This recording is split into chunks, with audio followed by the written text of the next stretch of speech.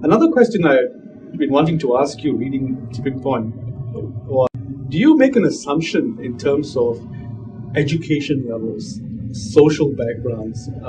In order for, if you take Sesame Street, for example, and how that was popularized and how that sort of, made the tipping point and became popular, or Hush Puppies.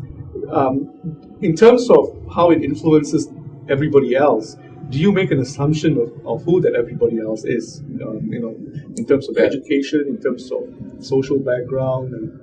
It's an interesting question.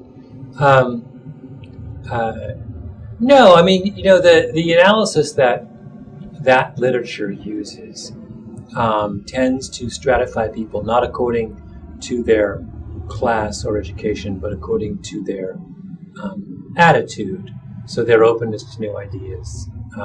It's always the people who are most open to new ideas who play the key roles early on in any epidemic.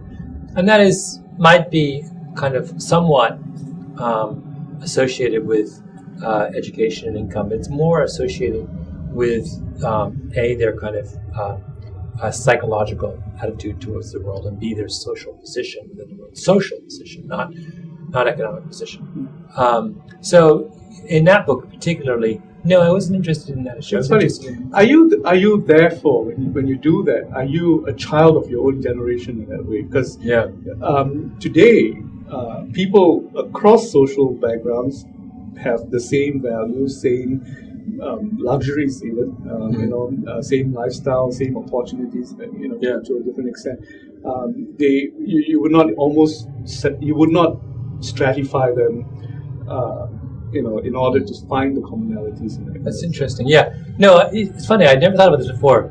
In other words, would I have written a different book if I'd written my book in 1950? And you're absolutely right. It would be profoundly different. And that is of my generation and younger.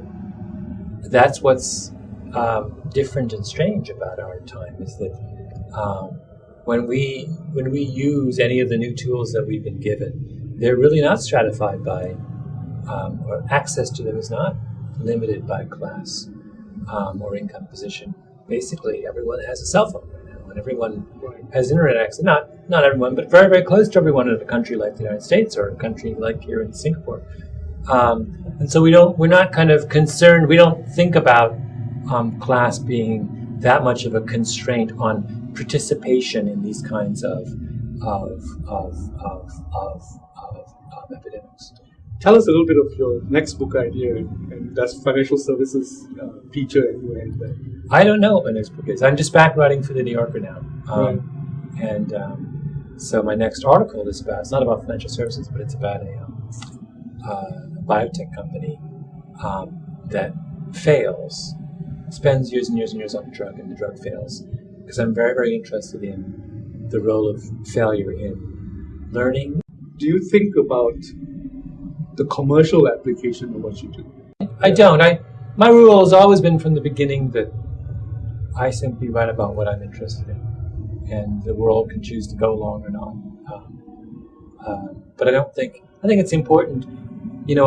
A writer like me, I'm not. It's not the same as being a business. I'm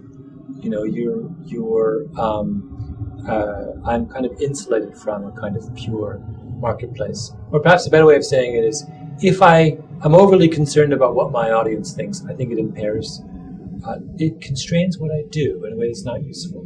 I read somewhere that someone describing you as a social determinist. I don't know what in the world that means, but does that resonate with what you think, the way you think? Well, my last book, Outliers, I was interested in exploring the extent to which our lives are heavily governed by things like generation and class and ethnicity. So I might be a little bit of a social determinist, that's true. I'm not a great believer. I don't believe in that we can understand anything by looking at the individual in isolation. Malcolm Gladwell, thank you so much for spending time with us to think through